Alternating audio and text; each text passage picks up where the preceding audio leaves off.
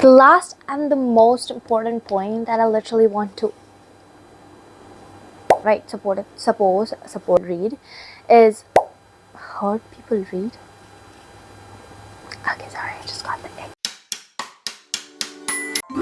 Hi beautiful people, I hope you all are doing really well out there. Now, if I've rightly assumed, if you've clicked on this video, you're either of these two types. Number one, the one who has searched for days and days, weeks and weeks, and just want a bit of sprinkles on their cake. Or number two, if you've low-key procrastinated, which I truly hope you haven't, but the 7 tips that I'm gonna give you moving forward in the video are really gonna help you and may also function as a checklist. So they're gonna suit both the types. Now, without further ado, let's move on.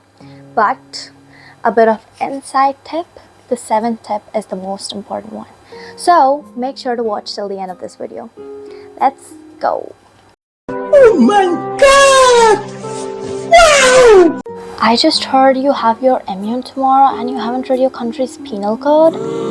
I am so sorry, beautiful person, but that is not cool. The first point I bring to the table is Constitution and Penal Code.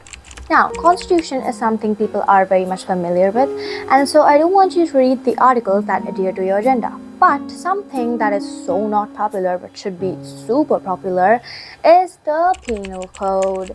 Now, people often wonder, hey, what is actually legal in my country and what is illegal in my country, right? And you really need to know that. If, like, suppose your agenda is abortion, right? So, is it partially criminalized? Is it fully criminalized?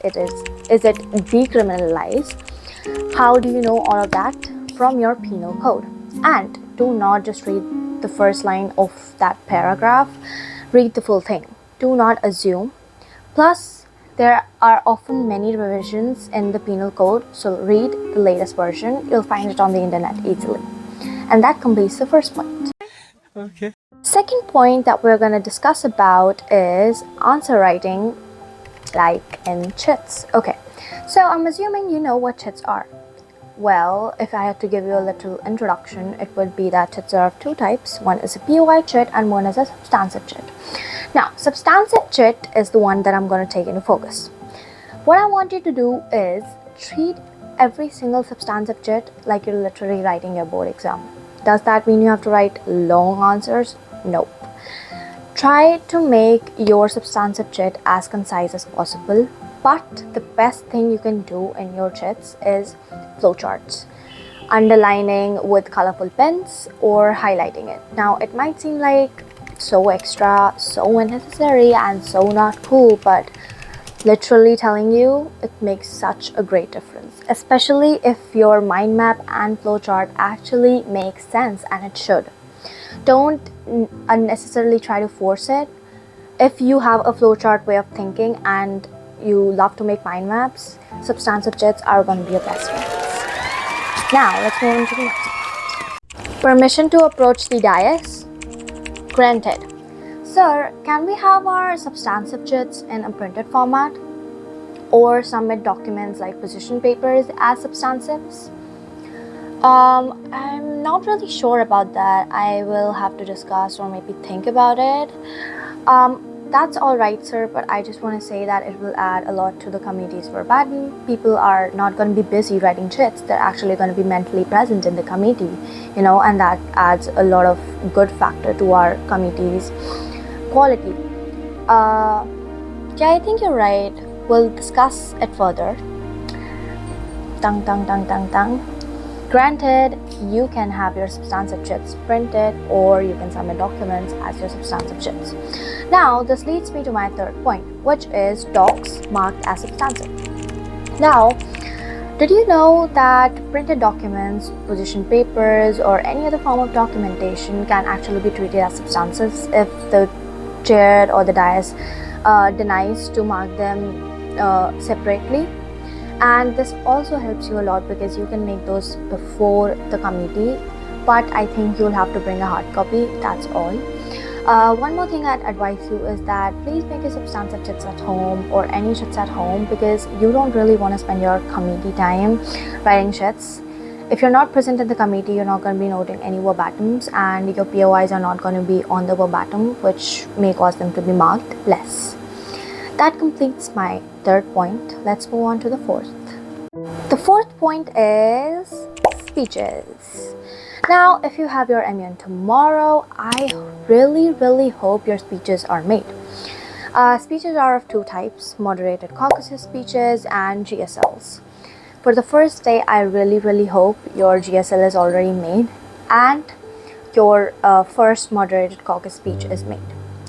If they haven't been made, please put them as your top priority, because speeches are marked the most. So basically they're marked out of 10 mostly, but nonetheless they're the most important part of your MUN or your conference. Obviously they cannot alone make you win, but again, that does not diminish their importance. Now moving on to the fifth point.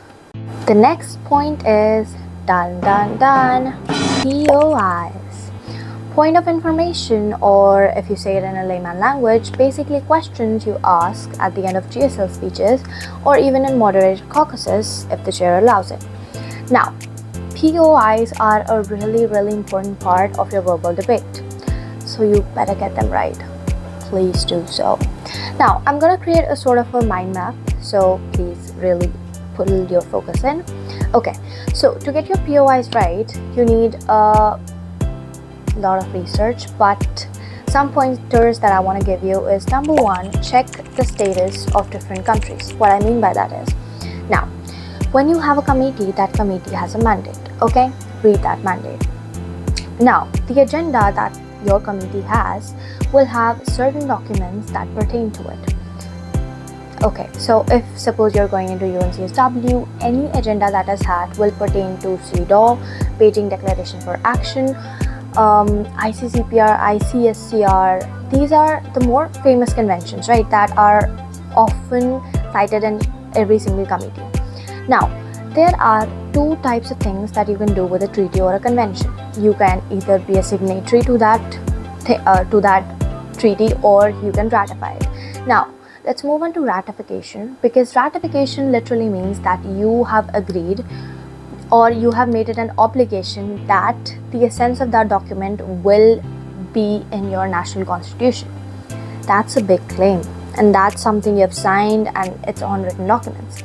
And so if you're not following it in any way or form possible, in any ability or interpretation, that could function as a really good POI. Right, so do really search for all the treaties that pertain to your agenda, conventions, bilateral agreements, maybe they're not that important, and optional protocols as well. Optional protocols are also either ratified or signed. Make sure of that. Even if that country is a signatory to the treaty, they still have an obligation, but it's not legally binding, but that does not mean that they're going to completely go against it, right? And that completes my fifth point. Let's move on to the next.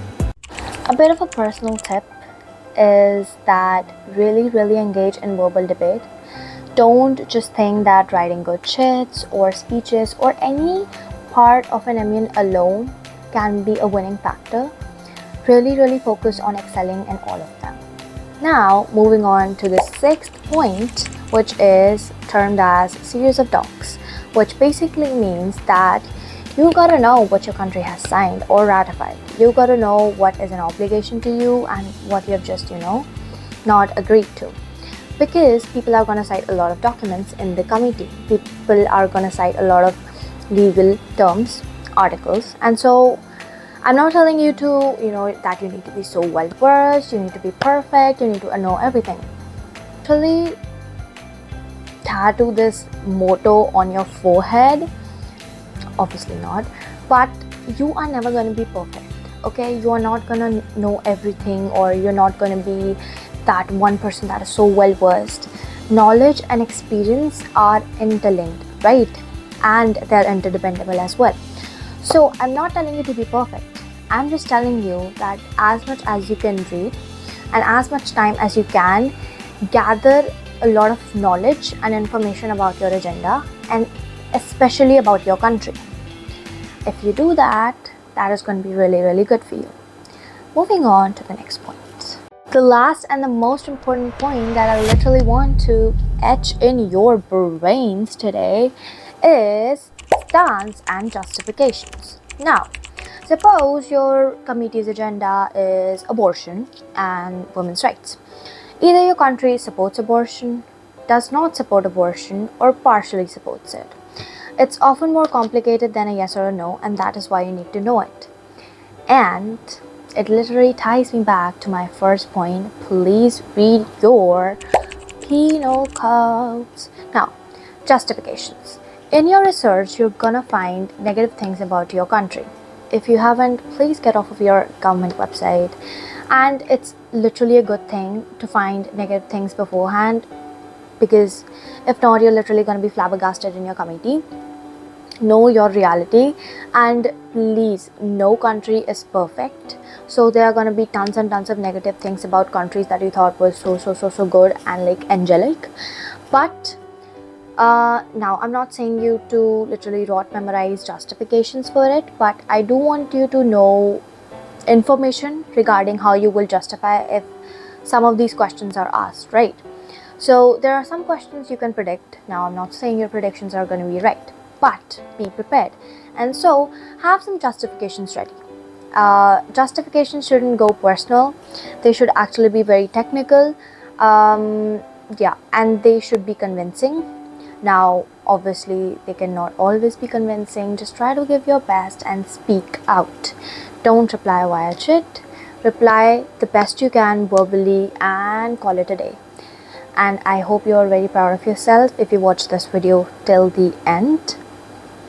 And if you follow these 7 steps and use them as a checklist, or if you have literally sat through the video and checked all the boxes, I'm super proud of you. If you haven't, I hope you can do them in the following hours. They will not take that much time, but if you want to go into deep research, they will. Now, without further ado, because I've taken a lot of your precious time today, I hope you all like and follow and give me some more ideas to get better videos out in the comments down below. So bye bye, beautiful people.